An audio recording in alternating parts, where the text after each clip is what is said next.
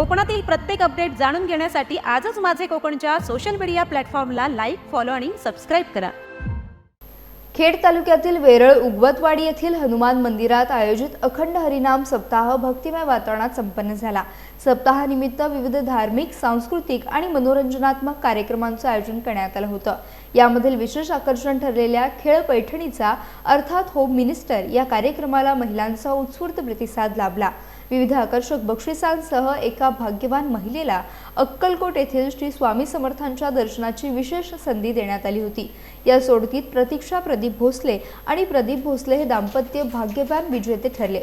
29 मे रोजी हे दाम्पत्य सहकुटुंब अक्कलकोट दर्शनासाठी रवाना होणार आहे।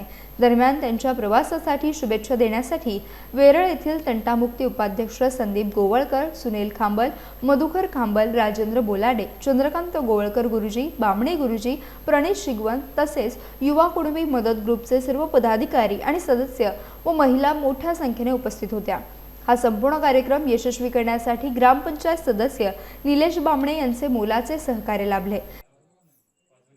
यावर्षी वेरळ उगवतवाडी येथील हरिनाम सप्ताह निमित्त हनुमान मंदिर येथे आम्ही सर्व मंडळींनी होम मिनिस्टर सारखा एखादा दर्जेदार कार्यक्रम आयोजित केला होता आणि हा कार्यक्रम करत असताना आमच्या या सर्व युवकांच्या मनामध्ये एक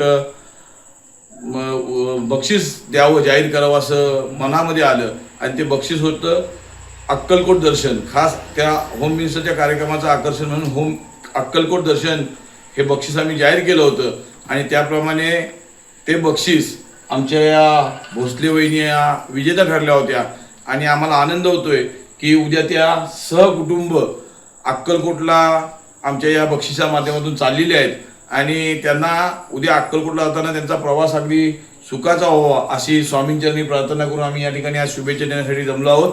त्यांना निरोगी दीर्घायुष्य लाभो आणि त्यांचा प्रवास देखील सुखाचा हो अशी स्वामींचरणी प्रार्थना करतो आणि स्वामीराया येणाऱ्या पुढच्या कालखंडामध्ये आज आमचं एक कुटुंब चाललंय अक्कलकोटला, येणाऱ्या पुढच्या कालखंडामध्ये आमचे संपूर्ण कुटुंब आपल्या माध्यमातून अक्कलकोटला येवो अशी अपेक्षा ठेवतो।